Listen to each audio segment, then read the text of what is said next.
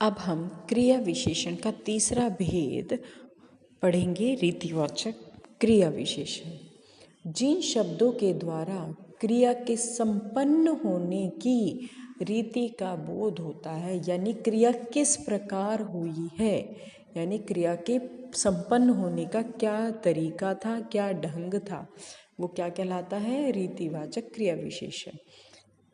इस क्रिया के अंतर्गत हमें क्रिया किस प्रकार, किस ढंग से, किस तरीके से हो रही है, इस प्रश्न का उत्तर प्राप्त होता है। इसमें प्रयोग होने वाले शब्द होते हैं अचानक, सहसा, एकाएक, झटपट, आप ही, ध्यानपूर्वक, धड़ाधड़, यथा, तथा, ठीक, सचमुच, अवश्य, वास्तव में, निःसंदेह, बेशक, शायद, संभव है, कदाचित, बहुत करके, हाँ, ठीक आदि शब्द आते हैं। अब यहाँ पर ध्यान देने योग्य बात क्या है कि यहाँ क्रिया का तरीका, यानी क्रिया होने का तरीका या क्रिया करने के ढंग का पता चलता है, उसका बोध होता है, उसे हम रीति शब्द का यही तात्पर्य है। रीति का अर्थ होता है काम करने का तरीका या ढंग। तो इस प्रकार हम रीतिवाचक क्रिया विशेषण में हमें क्रिया की उस विशेषता का बोध होता है कि क्रिया करने का ढंग क्या है, क्रिया करने का तरीका क्या है, या क्रिया करने की रीति क्या है। जैसे एक शब्द आता है रीति रिवाज, तो रीति रिवाज का अर्थ यही होता है कि जो परंपराएं हैं उन्हें करने का तरीका क्या है, वो रीति रिवाज कहलाते हैं। तो अब अपनी पुस्तक के माध्यम से समझेंगे हम।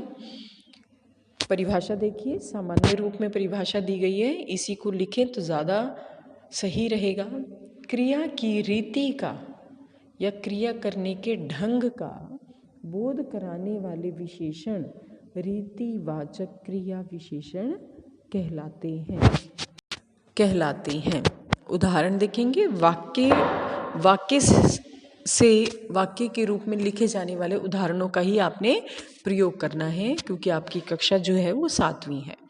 शब्द आप नहीं लिखेंगे, वाक्य के रूप में उदाहरण स्पष्ट करना है। पहला देखिए, कछुआ धीरे धीरे चलता है।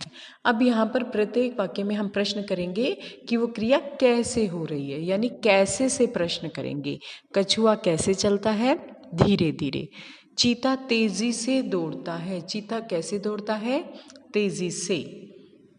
मुग्धा मन ही मन हंसती है। कैसे हंसती है? मन ही मन। करुणा चुपके चुपके रोती है। कैसे रोती है?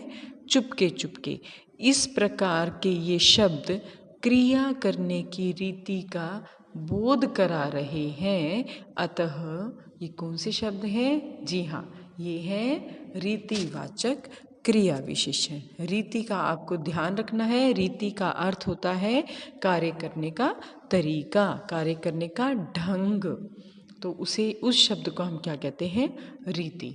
तो इस प्रकार सबसे पहले आपने कालवाचक क्रिया विशेषण पढ़ा, फिर स्थानवाचक, और अब हमने किया है रीतिवाचक क्रिया विशेषण। कालवाचक के अंतर्गत क्रिया के समय का बोध होता है, यानी क्रिया कब हो रही है। स्थानवाचक में क्रिया के स्थान का बोध होता है, अर्थात क्रिया कहाँ हो रही है। और अब हमने सीखा क्रिया कैसे हो रही है।